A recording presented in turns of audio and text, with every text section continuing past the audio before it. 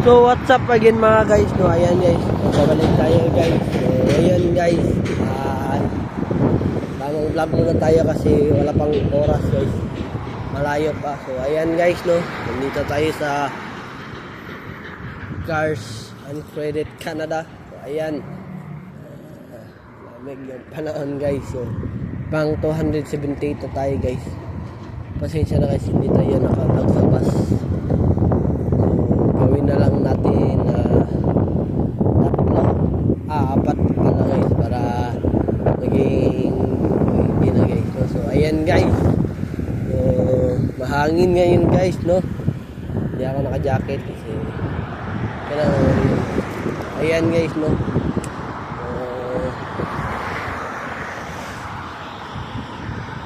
Mamaya yung jacket ako, sweater lang kasi yung ginagamit ko, so ito lang siya guys, no?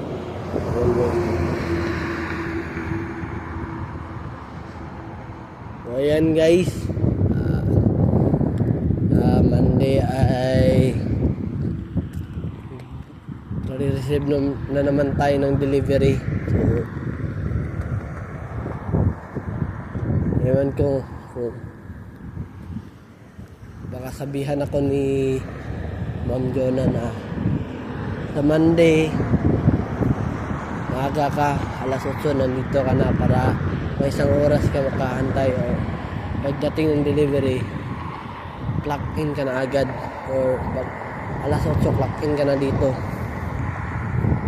para mabilis yung pag-receive ng delivery. Ang gagawin ko niyan, ika-counter attack ko. So ayan guys,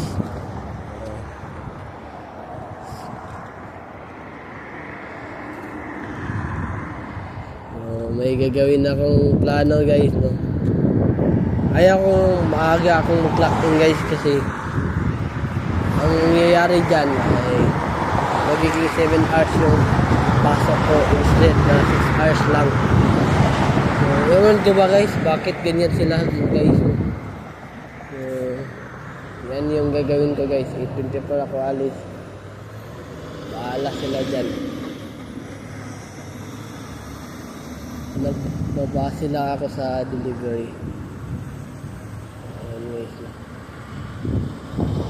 so sana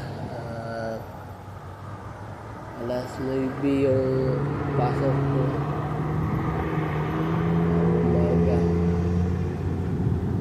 Sana ganyan din yung ibibigay ni Ma'am Esther sa akin na schedule, kagaya ni Ma'am Beth.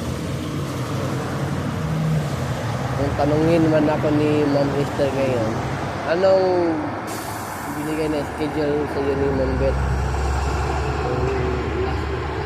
Sabihin ko, ma'am, binigay niya ma'am ay Monday. May schedule ako, Tuesday, Wednesday, Thursday. Wala akong schedule. Friday at Saturday may schedule ako. So tatlo lang yung schedule ko ngayon. Kung tatanungin ako ni Ma'am Beth, gusto mo ba yung schedule na binigay ni Ma'am Beth? Oo naman ma'am. Wala ko tinulong Ma'am Beth. Okay na rin yan sa akin. Yan yung sasabihin ko ngayon pag nandito si Ma'am Esther. Kung si Ma'am Tina, kung ganyan rin yung tanong niya, ganyan rin yung sasabihin ko.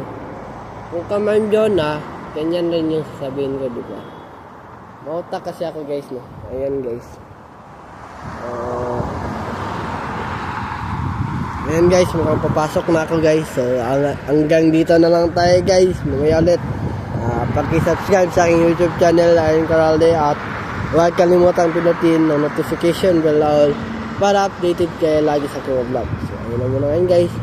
So kanina guys, nag-workout ako 2 sets. So para may lakas tayo ngayon. So have a wonderful day and have a nice day. Keep safe and I'll see you for the next vlog. Peace out. Bye bye. Power.